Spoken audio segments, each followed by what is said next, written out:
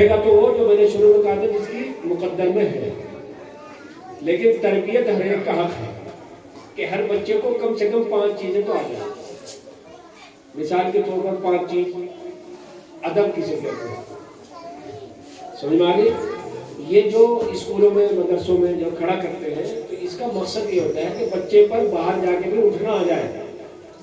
क्या आ जाए?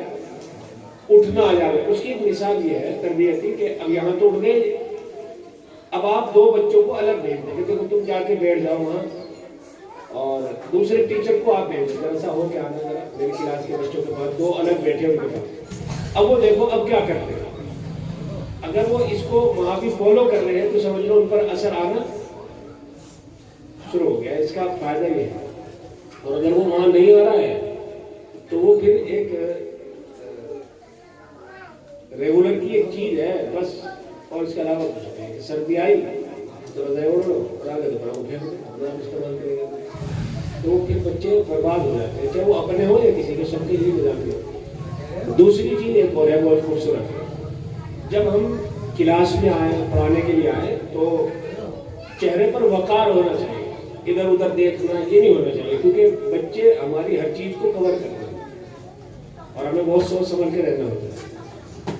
तो हम उन्हें जो कुछ देना चाहते हैं वो अपने अमल से दें। अगर आप चाहते हैं कि यहाँ गंगापुर के बच्चों को तहजीब आए तो आपको तहजीब से बोलना पड़ेगा। अगर हम अंदाज ये इख्तियार करते उठ गए तो लाजमी बात है कि वो उठ से भी पढ़े चला जाए। और आप अगर ये कहते हैं देखो आप खड़े हो जाइए, चलिए आप तशरीफ रखिए, इंग्लिश में बोलना चाहते हैं सिट डाउन हो जाइए, जो कुछ इंग्लिश में है पूरा कवर हो। तो इससे क्या होगा, बच्चा सीखेगा, ज़ाती तौर पर वो उसको समझेगा। और अगर ऐसा नहीं है तो लाजमी बात है वो जैसे है ऐसी, क्योंकि इनका घर जो है वो बड़ा खतरनाक है। और मीटिंग जरूर रखें, पेरेंट्स मीटिंग जरूर रखें अपने यहाँ जहाँ भी हो, 2 हो 4 हो 5 हो, वो होनी चाहिए। अगर आप इसे नहीं कर सकते तो हम खुसूसी तौर पर अपने बच्चों के मुस्तकबिल में कुछ भी नहीं दे सकते कि कोई पूछल के मेंढक निकल के जोड़ में चला गया तो चला गया, हम कुछ भी नहीं उनको दे सकते। उनसे मुलाकात करनी बहुत ज़रूरी होती है, क्योंकि उनका ज़्यादा काम है, माँ बाप उस्तादों को क्या काम और भले कुछ भी। तीसरी चीज़ एक और है बहुत अहम है, देखो अब जब बच्चे ये बच्चे बोल रहे हैं, इनका काम बोलना ही है। अगर ये चुप हो गए तो बीमार हो जाएंगे, और अगर आप कुछ ना किया तो आप बीमार हो जाएंगे। एक तो जरूर बीमार पड़ेगा, ये तो उस्ताद पड़ेगा बीमार और ये बच्चा बीमार पड़ेगा। तो उसे बोलना तो है, लेकिन उसका एक ट्रेंड ये है कि टाइम हो बोलने का। मिसाल के तौर पर हम पढ़ रहे हैं, अब कोई बात नहीं करें, ये देखो मिसाल के तौर पर ये चीज सिखा दो। अब जब मैं कोई चीज समझा रहा हूं तो हर बच्चा यहाँ उंगली रखिएगा, रखो, इसे हटाना नहीं है, ठीक है? कौन कौन रखेगा यहाँ? शाबाश, चलो रखो। जब तक मैं यहाँ से उठूं यहाँ रखो। कौन कौन रख रहा है? देखो, शाबाश, देखो रखे रहना। अभी तुम्हें थोड़ी देर में एक चीज मिलेगी, जानते हो क्या मिलेगी? तुम्हारे दिमाग के अंदर एक चीज पैदा होगी अभी कि मैं एक बहुत अच्छा आदमी बनूं और मुझसे सब प्यार करें। कौन कौन चाहता है ये बात कि मैं एक अच्छा आदमी बनूं और मेरा प्यार हो सब जगह? सब चाहते हैं ना, सबकी ख्वाहिश। अब हाथ नीचे करो, अब तुम यहाँ हाथ रखे रखो और थोड़ी देर में मुझे बताना कि किस किस के दिमाग में ये बात आई कि सब मुझसे प्यार करें और वाकई में ऐसा हो रहा हो। यहाँ हाथ रखो, सब ऐसे रखो हाथ सब। ये देवची अंदर रख लो, देवची छोटी सी, इसको दे दो, रखो यहाँ, रखेंगे जब तक। अब ये चीज सब सिखाएंगे। फिर जब इनके बोलने का वक्त हो तो 10-20 मिनट लंच से पहले आप इनको बोलो भाई कौन किससे क्या कह रहा बोलो, उसका रवैया चेक करना है बस, किसके बात करने का अंदाज क्या है। मिसाल के तौर पर एक अंदाज ये है, अब आप करो क्या मतलब इतनी शिद्दत में क्यों है? लगभग है कोई गड़बड़ है, इसने कोई चीज चुराई है, कोई कहा बीच में, कोहनी मारी, कुछ तो है जो सिचुएशन इतनी खराब है।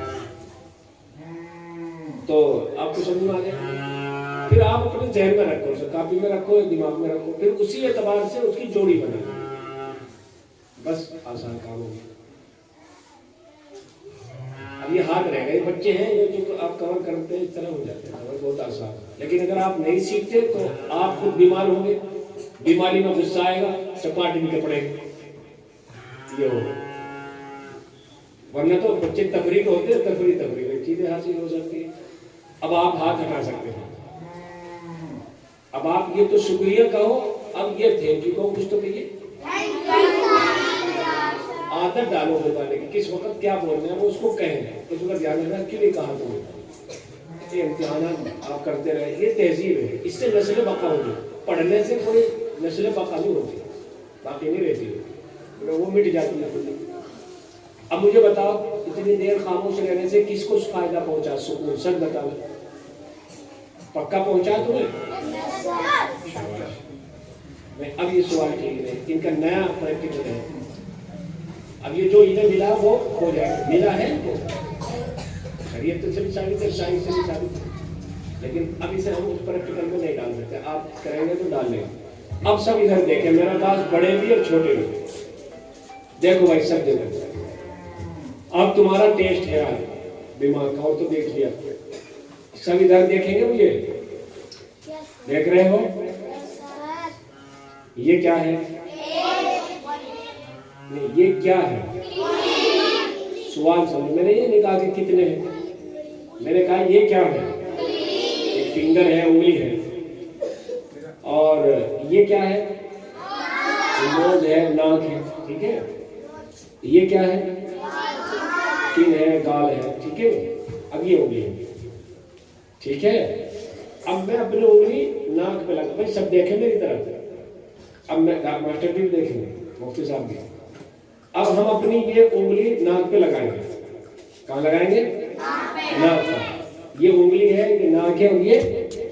अब आप मेरी उंगली पर नजर करो, मेरी उंगली पर सब आप भी करें, सब करें, जितने बैठे आप भी करो, अब बैठे उंगली उठाओ से, सब उंगली उठाओ, पढ़ाने वाले भी, मुफ्ती साहब उंगली उठा लो, मेरी तरफ देखना है उंगली पर, ठीक है। मेरी उंगली को देखते रहिए, ठीक है।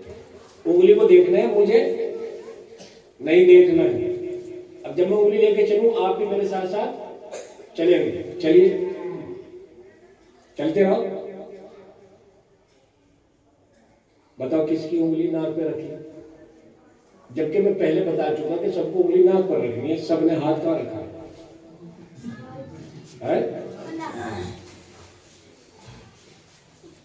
देखो, प्रिंसिपल साहब की भी हाथ बताया गया था कि नाक पर उंगली रखनी है, अपनी उंगली को।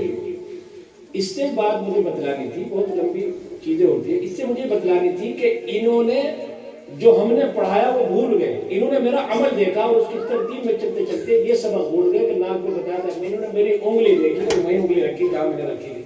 बस आप क्या कर रहे हैं दुनिया के अंदर, उसका असर पड़ेगा। हम क्या पढ़ा रहे हैं इसका कोई असर पड़ने वाला नहीं।